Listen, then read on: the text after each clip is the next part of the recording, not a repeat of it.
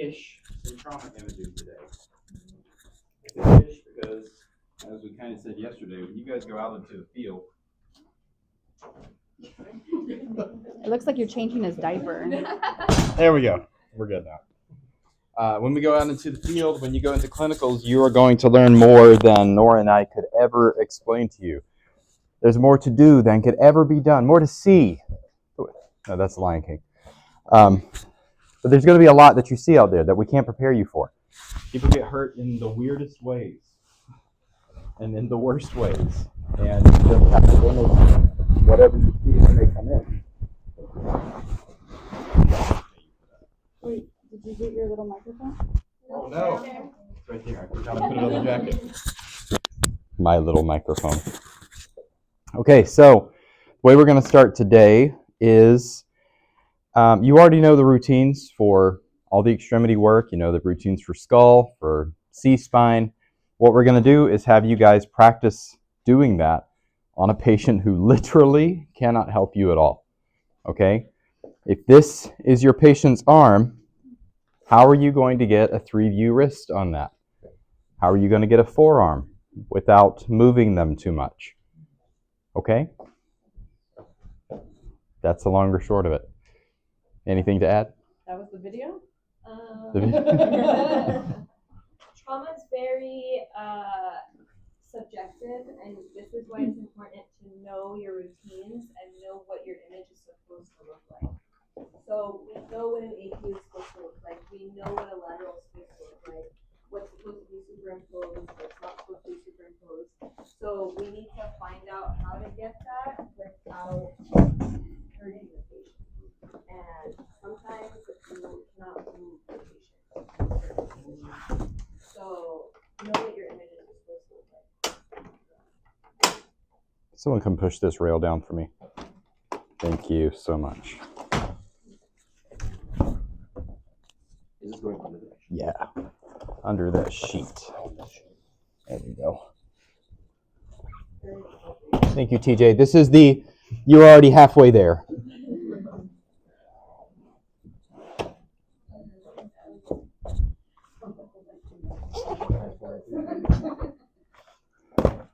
Okay. So, have our patient, they're on a backboard, they came in, they're probably trauma 2, not super emergent, but they've been in a car accident, they have a cervical collar on, and he happens to be an NPC student. Wow. It's a shame. So one of the first things that you do whenever a patient comes into the trauma room, and mind you that trauma is not always the trauma room, right? Trauma can be, I fell and I came in through the ER, and they'll come to your x-ray room, they'll walk over, but still they're going to be limited mobility in what they can do to help you because of their pain or disfigurement of whatever it is they may have fractured, okay? First thing though, when they come into the trauma room that you're going to do is probably a chest x-ray, okay? Chest x-ray is one of the first line evaluations that the trauma attending will usually ask for. Because why? If somebody's going to die from something, it's probably going to involve something here in this box, right? So what we'll do is you may have someone at the head of the table who will grab the backboard that the patient is on.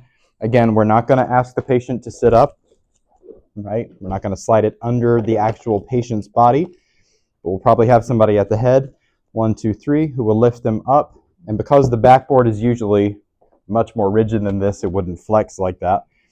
But they're going to lift them up, and we're going to put our plate under their back, okay? Actually, imaging someone on a backboard is pretty easy because they move as one unit, okay? So you would have somebody here, would adjust that. And as with most of our imaging, but especially with trauma, you want to get it right the first time, okay? You don't want to have to come back and repeat your chest x-ray, because if you do, you're holding up the entire process, right? Especially if you clip important anatomy on that chest x-ray. I am burning up. There we go. Okay, so there's our chest x-ray. You could also do a KUB if you needed to, but a chest x-ray, as I said, is probably going to be one of the first things that you do. Also, very important when you're imaging someone, let's say, for example, in the trauma room. You don't want to just be shooting x-rays with the nurse team and the EMS and the physicians and everyone else, respiratory therapy, all still in the room. You're going to make an exposure. You need to let everybody know by shouting what? X-ray. X-ray. And then wait for everybody to clear back. How many feet? 6 feet. And then we'll make our exposure. Okay? Questions on that? Yes? Just a question about the backboard. Sometimes they're not always going to come in with the backboard. No. Right? So do we place it? I mean, if they're coming into the trauma room, most of the time they are, because they're busted up if they're coming into the trauma room. But if they're, yeah, Oh, okay. yeah, same as you would for like a patient in a unit. And then what about shielding? No, it's just going, you're on a time. It would be crunch. nice, but Understand. that's the least of our concerns at that moment. If they've got a massive head wound. I got it.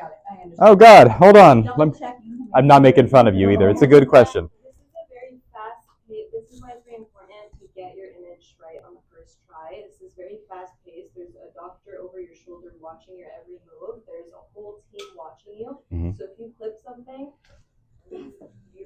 you repeating it is so embarrassing. Yeah. Just don't do that. Yes.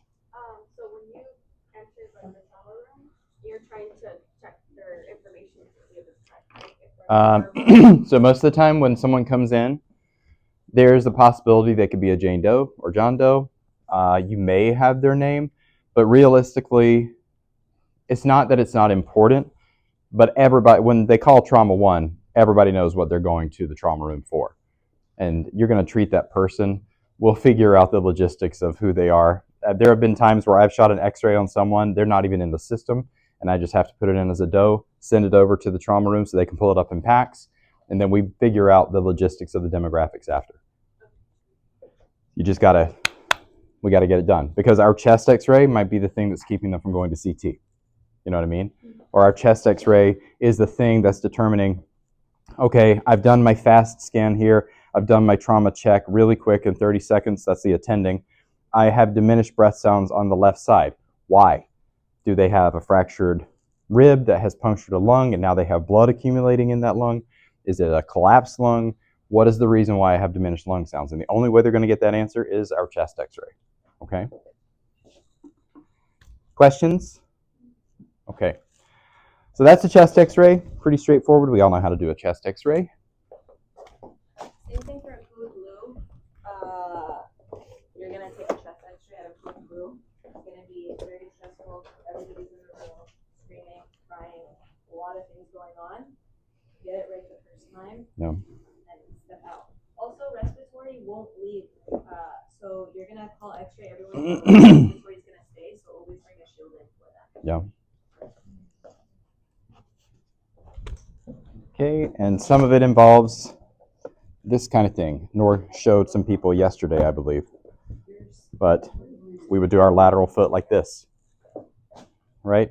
Or even like that if we had to. If we had people all over here working on stuff and the only place we could get in is over there, we're going to do a mediolateral foot cross table, probably.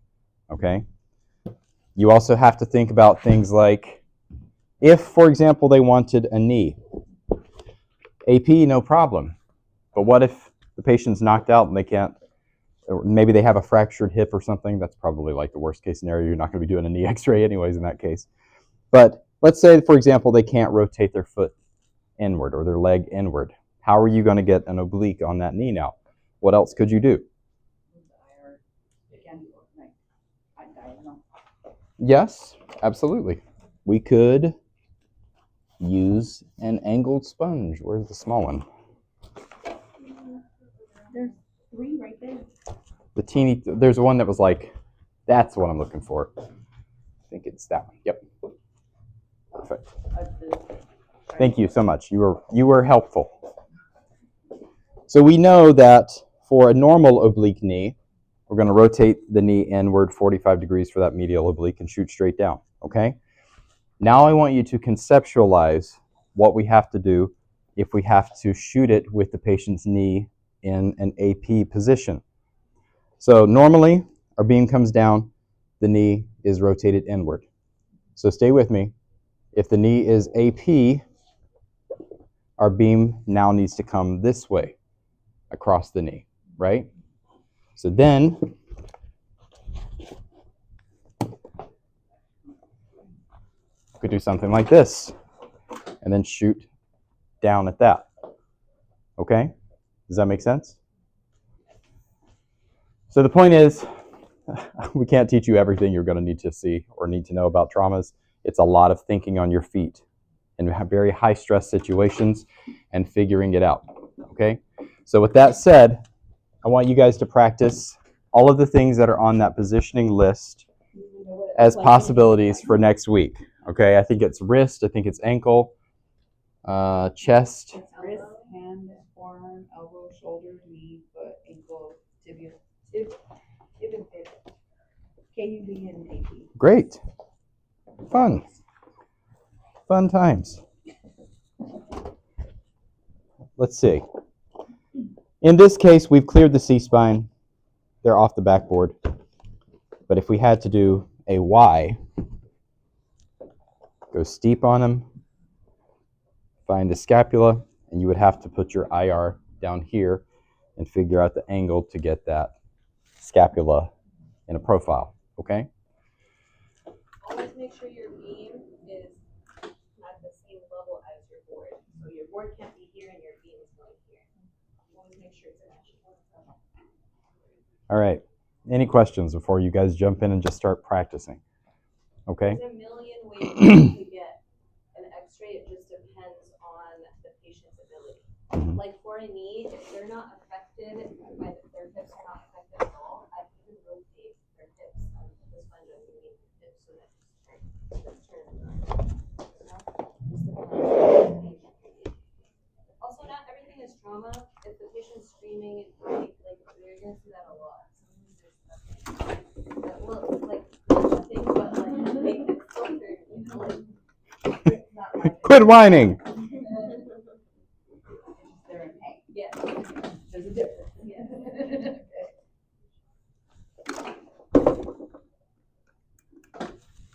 So that would be a scapular Y. So, anyways, that's really all I have to say about it. I don't know if Nora has anything else to add, but that's, I mean, it really is going to be much more educational for you guys to be in the clinical environment and see things like this. This is more of just like a, get you guys started with that process of thinking outside the box, okay? Don't feel like you've got to keep the portable there. Either move it where you need it, okay? With a marker or the same? Sorry? Marker. You still use a marker? Yeah. Okay. You gotta be quick on those markers though. Those rooms are small with a lot of people. It's a lot of people. It's a lot of people shouting. It's, you got respiratory, maybe with a ventilator at the head, with an EKG monitor, all of it going boom, boom, boom, because the patient is probably not doing well, their blood pressure is low, and the machine's like, hey, you need to do something about this. We know, we're here. But that's, you know, it's a lot. It's a lot of noise. And the first time you go with a tech, it can be a little overwhelming. But then it's a lot of fun. Yeah, you're gonna turn into a trauma junkie. Oh, thank you so much, April. Anytime you hear the I'm just a mess sirens, today. You're gonna go You're run. good. Thank you. Sign me up. I'm ready to go with it. Also, it's very high stress, so it's like, don't be offended if someone is screaming, hurry up, x-ray. Like, okay, you know, like, just be cool, everyone's working together. Very high stress. How many of you guys have watched The Pit? Oh, I love this last episode. So earlier this season or last season, there was a woman whose leg was becoming septic, and surgery sent, I believe, a surgical resident down. And Dr. Robbie did not have the time or the patience to wait for the resident to figure it out. So he said, I need you to go find me an effing adult.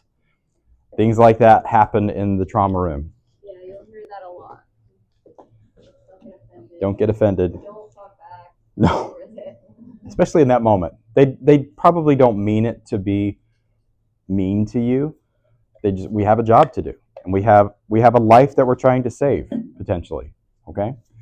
And be sensitive. There's sometimes that you're gonna be at a code blue and the family's there and they're crying and or whatever.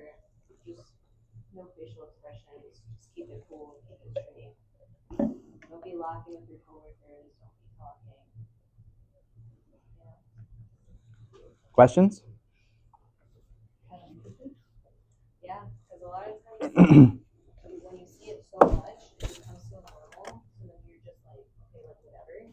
But to them, it's their family. It's their loved ones.